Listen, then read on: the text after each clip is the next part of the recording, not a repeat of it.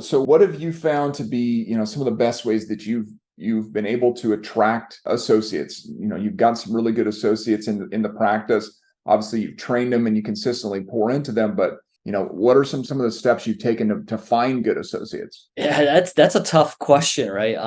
I found most of mine through Indeed. Some at the Nuka conference. I've met students there. But I think the biggest thing that changed for me, because we've had, rotating associates, was writing down my goals, like what I wanted in an associate. And I wanted more of a long-term associate and not have turnover every year or 2 years. You know, asking the associate if they wanted to learn and leave or learn and stay or learn and, buy or learn and build their own practice. So I wanted to write down what I wanted in an associate and then make sure that I match those things with, when I'm hiring associates. And if our goals don't match, then I don't hire. So Yeah, yeah. and that's really crucial too, because there's lots of different associate relationships that you can have, like you just mentioned, right? The learn and leave, the learn and stay, learn and buy. Those are completely different tracks, Yeah. right? Really. And so if you don't already have that in mind when you go to look for them, and even when you're advertising for it, right, or you're talking to people about it, you've got to have that clear picture in your mind before you ever talk with them. Right. Yeah, my first 5 associates was they were, wanting to learn and leave, Yeah, and it just takes Nuga's a hard technique, and it takes me a long time to teach them Nuga.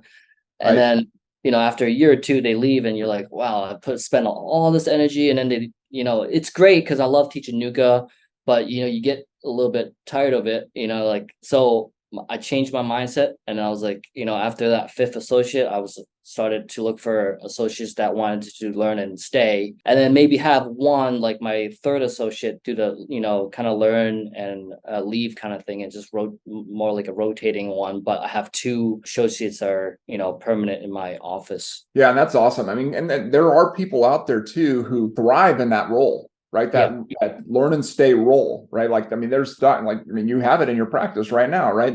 There's some doctors who don't want to have their own practice. Like that is not a goal of theirs, right? Is that really what you found Yep. with them is that they don't want that. They want to just work in your system. Yep. They just want to work, see patients, make good money, and then leave. Yeah. Yeah. Yeah, my senior associate, she was working with a doctor, and she's making 51,000 a year with no bonus. Oh, Yeah, wow. I Wow. know. So, in our system, we have a win-win associate system. So now in her first year, she's on track to, do 6 figures her first year. So, I mean, she's just happy to be here and happy as a clam, and make her comfortable and, make her happy, and they'll stay. Yeah. I mean, they just want to help people and make good money. Yeah. Yeah.